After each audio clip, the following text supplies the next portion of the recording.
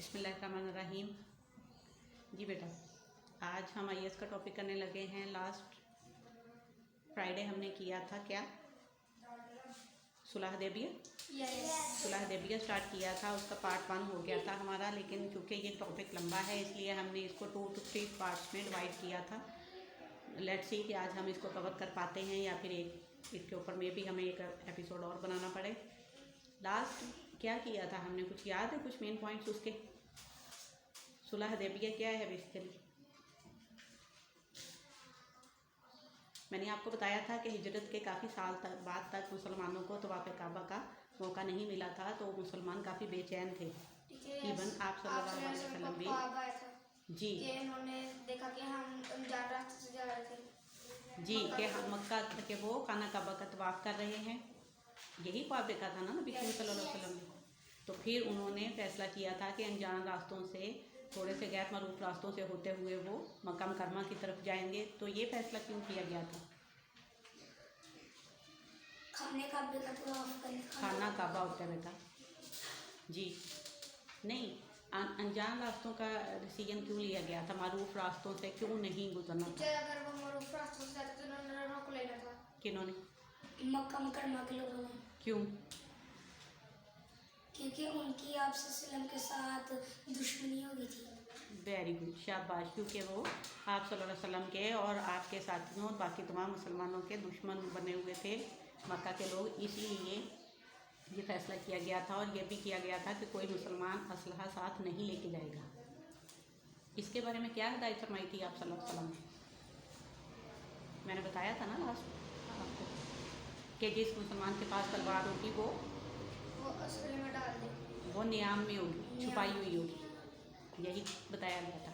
लेकिन इसके बावजूद किस मुकाम पे कुफार मक्का ने इनका रास्ता रोका था? हुदैबिया के मुकाम पे, हुदैबिया के मुकाम पे रोका था।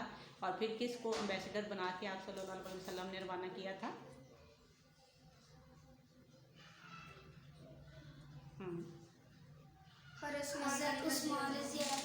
को भेजा था अपना पैगाम पहुंचाने के लिए, लेकिन मक्का मुकर्रमा के लोगों ने ना उनका इंतकाल कर दिया था। उन्होंने अफवाह फैला दी थी कि खुदा न खास्ता हज़रत उस्मान गनी रज़ी अल्लाह तआला अन्हु को शहीद कर दिया गया है। ये इसमें हकीकत नहीं थी, जस्ट एक अफवाह थी मुसलमानों को डराने के लिए। आज का हमारा टॉपिक यहीं से स्टार्ट हो रहा है कि उससे नेक्स्ट क्या हुआ। फिर देखिए ज़रा बोर्ड की तरफ। आज का आपका जो टॉपिक है बेटा वो है बैत रिज़वान। ठीक है, जब आप सल्लल्लाहु अलैहि वसल्लम को और मुसलमानों को हज़रत उस्मान गनी रज़ी अल्लाह तआला अन्हु की शहादत की खबर मिली तो बहुत ज़्यादा अफसोस भी हुआ, गुस्सा भी आया और दुखी भी हुए थे। क्योंकि आप सल्लल्लाहु अलैहि वसल्लम ने इसीलिए हज़रत उस्मान को भेजा था गुफार मक्का के पास पीर बना के कि वो उन्हें यकीन दिला सकें कि मुसलमान किसी भी किस्म की लड़ाई की गर्ज से नहीं आ रहे, बल्कि उनका मकसद सिर्फ़ और सिर्फ खाना काबा का तवाफ़ करना है, ज़ियारत करना है।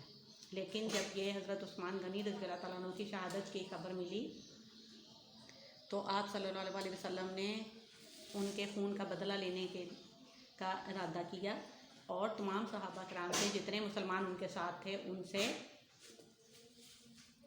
बैत ली थी। बैत होता क्या है, कुछ पता है आपको? बैत किसे कहते हैं? यानी किसी एक इंसान, कोई भी एक इंसान जिसको बाकी तमाम लोग, बाकी तमाम मुसलमान बहुत मोतबर, काबिल एतबार और सादिक़ व अमीन समझते थे, उसके हाथ पे सारे मुसलमानों का किसी एक बात पे इत्तेफाक करना, वादा करना किसी चीज़ का। और ये वादा क्या था कि सारे मुसलमान हज़रत उस्मान गनी रज़ी अल्लाह तआला अन्हु के खून का बदला लेंगे। ठीक है, आप सल्लल्लाहु अलैहि वसल्लम ने अपने दस्ते मुबारक को हज़रत उस्मान रज़ी अल्लाह तआला अन्हु के का हाथ करार दिया था और आपके हाथ पे तमाम मुसलमानों ने ये वादा किया था, बैत ली थी कि वो किसी भी सूरत में आप कुफार मक्का को माफ़ नहीं करेंगे, क्योंकि उन्होंने नाजायज़ और बेगुनाह मुसलमान को शहीद किया है। अब चूँकि ये बैत एक दरख्त के नीचे की गई थी, एक दरख्त के नीचे बैठे थे आप सल्लल्लाहु अलैहि वसल्लम और आपने सहाबा कराम को जमा किया था, तमाम मुसलमानों को, और अपने दस्ते मुबारक पे उनसे बैत ली थी, उनसे वादा लिया था, इसलिए इसको बैत रिज़वान कहा जाता है। जब इस बात की खबर कुरैश मक्का तक पहुंची, क्योंकि उन्होंने अपने जासूस सारी जगहों पे फैलाए हुए थे जो कि उन्हें हर लम्हा मुसलमानों के बारे में आगाह करते थे, उनकी खबर देते थे।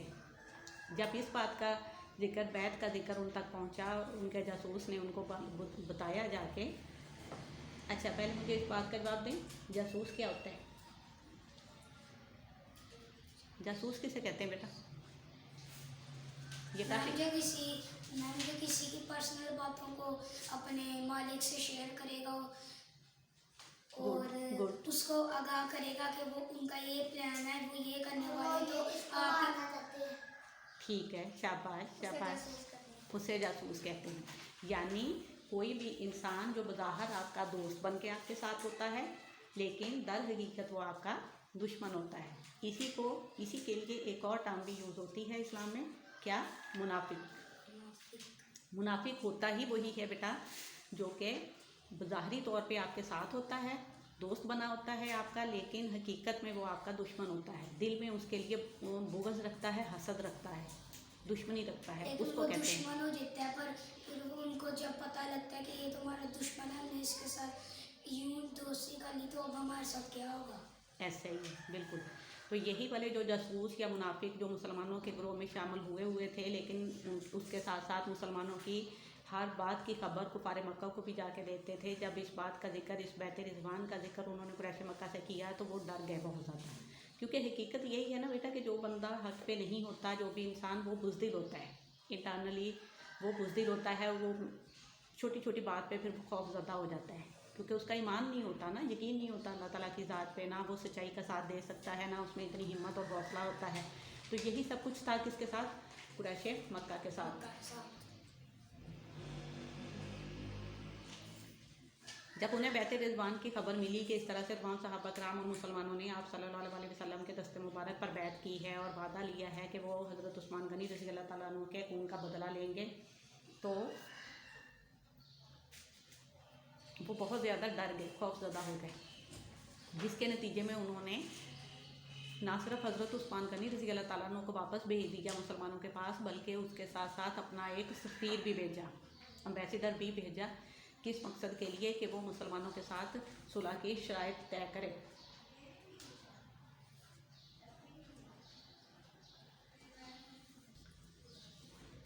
उन्होंने ना सिर्फ हज़रत उस्मान गनी को वापस भेजा, बल्कि अपना एक सफ़ीर भी भेजा इस गर्ज से कि वो मुसलमानों के साथ सुलह की शराइत तय करे। देखें, वही काम जो मुसलमान पहले आप सल्लल्लाहु अलैहि वसल्लम की क़यादत में करना चाह रहे थे कि वो किसी भी किस्म की लड़ाई झगड़ा नहीं चाहते थे कुफार के साथ, बल्कि वो सिर्फ अपना खाना काबा की ज़ियारत की गर्ज से जा रहे थे। उन्होंने इतनी एहतियाती तदाबीर भी की थी, लेकिन इसके बावजूद कुफार मक्का अपनी साजिशों से बाज नहीं आते हैं, क्योंकि उनका मकसद ही मुसलमानों को तकलीफ पहुँचाना था। तो अब एट दी एंड भी तो उन्होंने वही काम किया ना, कि जब उन्होंने देखा कि अब मुसलमान दोबारा से गुस्से की हालत में हैं और उन्हें आप सल्लल्लाहु अलैहि वसल्लम के हाथ पर दस्ते मुबारक पर बैत भी की है हज़रत उस्मान के खून का बदला लेने के लिए, तो बस इतनी सी बात पे वो लोग इस कदर खौफज़दा हो गए कि फिर वो सुलह पर भी आमादा हो गए। उन्होंने ना सिर्फ हज़रत उस्मान को वापस भेज दिया, बल्कि उनका एक बुज़ुर्ग थे उनके सुहेल बिन उमरू, उनको भेजा हज़रत उस्मान गनी रज़ी अल्लाह ताला अन्हु के साथ कि वो अपना सफ़ीर बना के, जैसे आप सल्लल्लाहु अलैहि वसल्लम ने हज़रत उस्मान गनी को सफ़ीर बना के भेजा था ना, कि वो उनके साथ बात करें, उन्हें बताएं कि मुसलमान किस वजह से आ रहे हैं। इसी तरह से अब उन्होंने सुहेल बिन उमरू को भेजा सुलह की शराइत तय करने के लिए, कि आप जो कुफार मक्का किसी किस्म की लड़ाई झगड़ा नहीं चाहते, ना उन्होंने हज़रत उस्मान गनी को शहीद किया है, बल्कि वो सिर्फ मुसलमानों को डराने की और उनको खौफज़दा करने की एक साजिश थी, जिसकी वजह से उन्होंने वो अफवाह फैलाई थी। फिर वो खुद ही अपनी सारी जो भी उनके कारनामे थे वो सारा कुछ मान गए थे ना, कुफार मक्का डर गए थे इसलिए। लेकिन ये बैत इस कदर इस्लाम में इस कदर के अहमियत की हामिल है, इस कदर इसका मुकाम है कि कुरान पाक में भी इसका बाकायदा जिक्र आया है। देखिए ज़रा बोर्ड पे हमने सूरह फतह की आयत नंबर 18, सूरह फतह की आयत नंबर 18 का तर्जुमा लिखा है हमने, जिसमें अल्लाह ताला बयान फरमाते हैं कि ए पैगंबर, जब मोमिन तुमसे दरख्त के नीचे बैत कर रहे थे तो खुदा उनसे खुश हुआ, और जो सदको खुलूस उनके दिलों में था वो उसने मालूम कर लिया था। सदको खुलूस क्या होता है, कौन बताएगा? इस आयत में जिक्र हुआ है ना कि जो सदको खुलूस मुसलमानों के दिलों में था वो अल्लाह ताला ने मालूम कर लिया था। क्या होता है? सच्चाई। सच्चाई, शाबाश, सच्चाई और इखलास। देखें यहाँ पे फिर वही बात आ जाती है कि ईमान की जो बुनियाद करार दी गई है वो तकवा की जो बुनियाद है वो सिर्फ़ और सिर्फ सच्चाई पे है और खुलूस पे है। ज़ाहरी तौर पे ज़ुबान से आपका कह देना, किसी भी बात का कलमा पढ़ लेना, अल्लाह ताला को, अल्लाह के रसूल को एक मान लेना कोई मायने नहीं रखता जब तक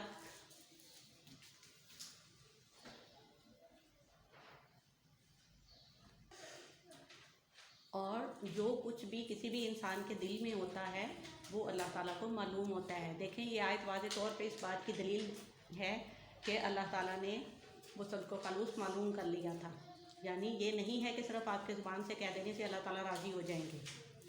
आपका बातिन पाक होना, आपका बातिन से मुसलमान होना, आपका दिल से इस बात को तस्लीम करना बेहद ज़रूरी है कि अगर आप मुसलमान हैं तो आप अपने दूसरे मुसलमान भाई की तकलीफ़ को महसूस करें। उसके लिए जहाँ तक हो सकता है, जितनी आपकी इस्तात है, जितनी आप कर सकते हो किसी दूसरे मुसलमान भाई के लिए उसकी मदद करो। ये सारी बातें, ये सारा कुछ इस एक पॉइंट में आपको, इस एक टॉपिक के अंदर आपको इसके वाज़े सबूत मिल रहे हैं। ठीक है,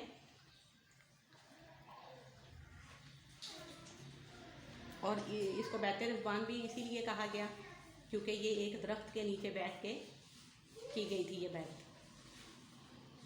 वीडियो फिर काफ़ी लंबी हो जाएगी क्योंकि अभी इसके 2 टॉपिक्स कवर हुए हैं आज के हमारे सुलह देबिया से रिलेटेड। अभी इसका काफ़ी लंबे कुछ पॉइंट्स, मेन पॉइंट्स जिस गरज से उन्होंने सुहेल बिन उमरू को भेजा था मुसलमानों के पास, वो पूरा अभी एक टॉपिक बनता है, उस पर इंशाल्लाह एक और वीडियो बना लेंगे। ठीक है, अदरवाइज़ ये वीडियो बहुत ज़्यादा लंबी हो जाएगी और आप लोगों को, मुझे लग रहा है, नींद भी आना शुरू हो गई है क्योंकि अहमद को झोंके आ रहे हैं नींद के बुरी तरह से। बेटा अटेंटिव होके बैठा करें। SST में होता था ऐसा हमारे साथ कि जब लेक्चर हो रहा होता था तो सो रही होती थी ज़्यादातर गर्ल्स। IS तो बड़ा मज़े का, बड़ा समझने वाला और दिल से इसको इंसान इन्वॉल्व होकर अगर चीज़ों को सुनता है तो फिर तो नींद नहीं आनी चाहिए। अहमद, ओके, आज का टॉपिक क्लियर है? यस। बैतर रिज़वान क्यों कहा जाता है इसे? क्योंकि दरख्त के नीचे बैठ के ली गई थी ये बैत किसे कहते हैं जी?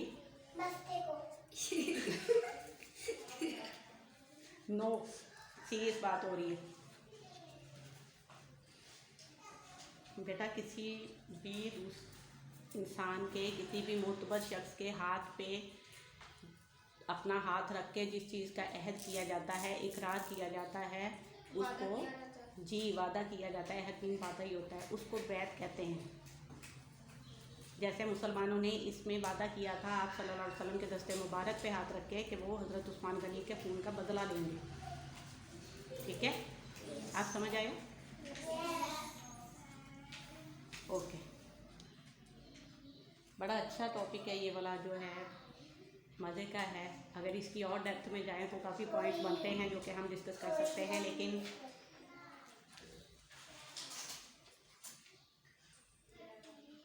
चलें, कोई क्वेश्चन आ रहा है माइंड में तो पूछ लें मेरे से। चलें ठीक है बेटा, आज का टॉपिक हम ख़त्म करते हैं इस दुआ के साथ कि अल्लाह ताला आपको ज़िंदगी के हर इम्तिहान में कामयाब करें और आपको अल्लाह ताला आपको ज़िंदगी के हर इम्तिहान में कामयाब करें और आपको सिरात मुस्तकीम पे चलने की तौफीक अता फरमाएं। आमीन या रब्बुल आलमीन।